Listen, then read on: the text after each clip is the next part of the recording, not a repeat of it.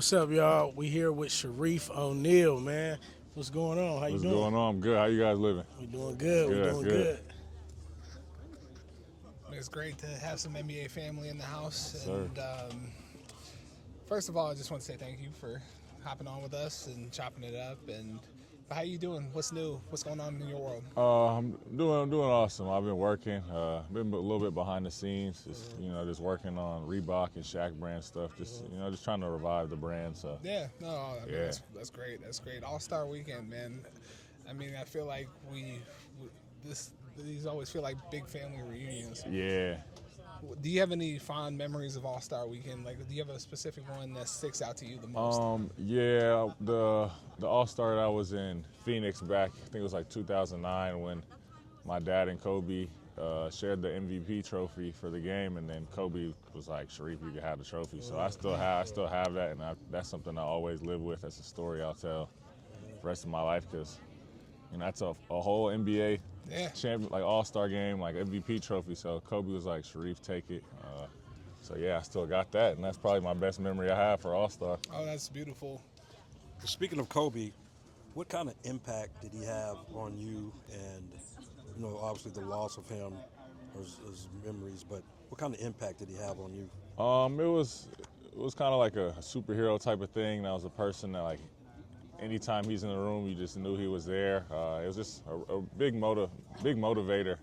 When I was going through my heart surgery, he was actively waking up 5, 6 in the morning, messaging me first, saying, "I'm about to get my work in. How are you feeling? What's the process like?" So, he was always showing love. I know people think him and my dad had like something going on, but even during that time, Kobe would always make sure he said hi to me, my mom, brothers, sisters, take care of us. He was super cool. So, Speaking of that, like you work for Reebok, tell us exactly what you do for Reebok.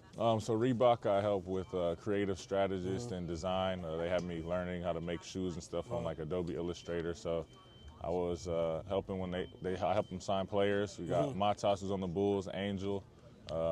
Nate, he plays for in college right now. So I'm just helping them kind of connect to my generation and just teaching them How's my it work. feel to do shoe design? I mean, does it make you want to go further? Yes, it really does. I was a big Nike ID guy growing up. Like I used to just live on Nike ID, making shoes, ask my mom to order them. So now that I get to do it from scratch, like I can make the design, I can make the prototype of the shoe. It just reminds me of my inner childhood. So I like it a lot. I do want to go further.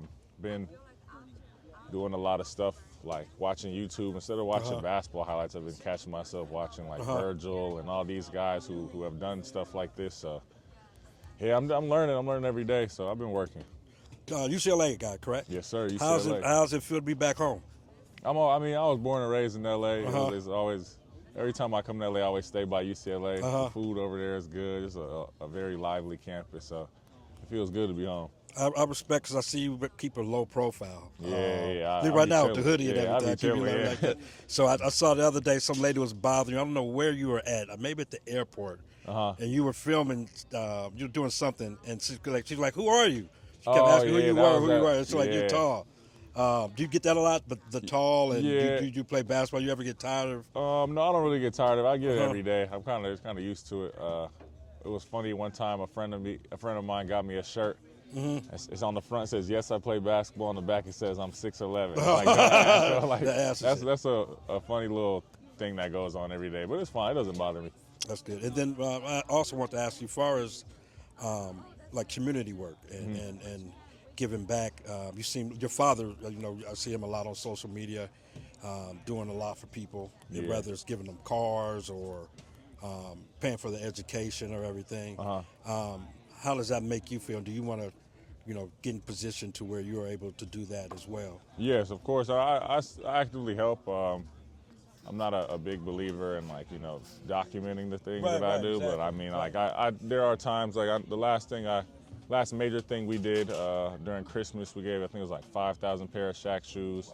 I think it was like almost 1,000 bikes, 600 coats. Just like we were in Atlanta, just giving out a bunch of stuff. But my dad's always been like that, and that's kind of why I wanted to work with Shaq brand too, is because it's the more affordable pricing for things, and there's not a lot of people in the world who can afford these $200, $300 Jordans. So my job was to, make those $30, $40 shoes look cool and acceptable. So, the kids who don't have the money to afford it aren't going to school getting made fun of because of their shoes and their clothes. So that's why I wanted to help with Shaq brand.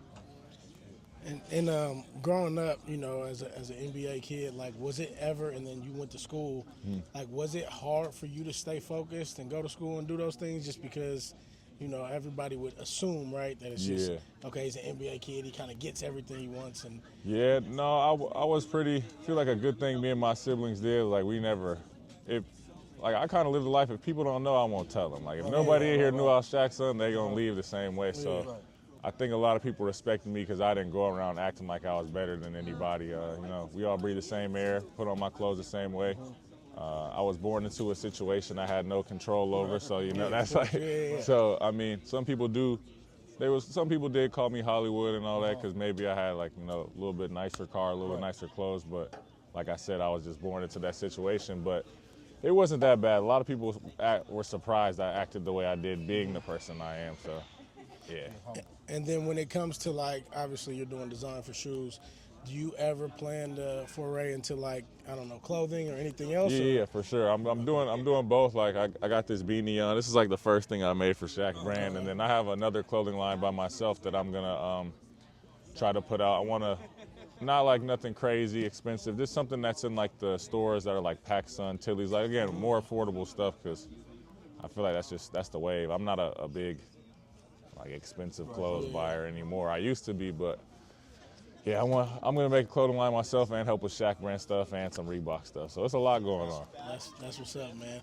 Well, we appreciate you for coming and sitting and talking with us, and I can't wait to see what you drop and what the Shaq line drops next. I'm excited for it. Thank you guys. Did you guys grab a pair in there? No, y'all did. Okay. Yeah, we got some in there. Yeah. We appreciate you. Yes, sir. Yeah.